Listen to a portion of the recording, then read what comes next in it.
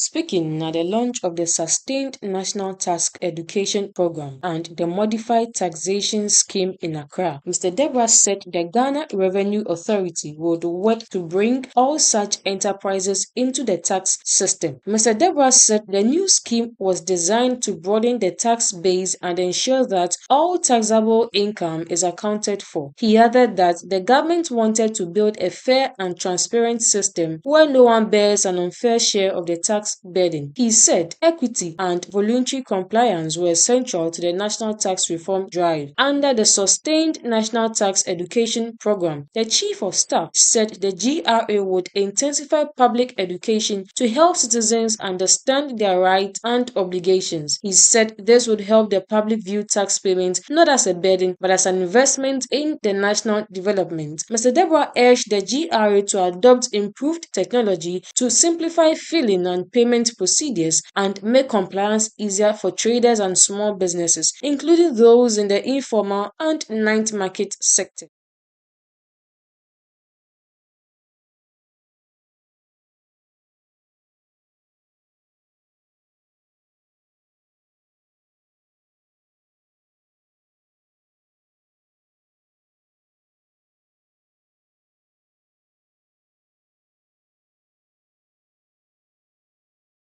In a statement issued on Thursday, November 6, 2025, Mrs. Kumsin said the report by the Minister for the Interior, Honorable Muntaka Mohammed Mubarak, confirms that the Kaswa incident was the result of security lapses and institutional failures, not the actions or instigations of any individual. The former minister recounted that the incident and its aftermath left deep scars, including an assault she suffered during the rerun of 19 polling stations in Ablekuma North, where she had gone to monitor proceedings. She described the experience as one of the darkest moments of her public life, adding that it was a reminder of how false narratives can destroy reputations and endanger lives. Mrs. Kumsin also expressed her sympathies to families affected by electoral violence and endorsed the Interior Minister's recommendations to prevent future incidents. She urged full implementation of reforms, including compensation for victims, enhanced police training, use of non-lethal crowd control tools, and the discontinuation of military involvement in election crowd control operations. The Kaswa shooting incident, which occurred during the 2020 election period, attracted national attention after a report of gunfire near a polling center led to widespread condemnation and calls for accountability. The Interior Minister's report is the first official document to comprehensively attribute responsibility to institutional failures rather than individual political actors.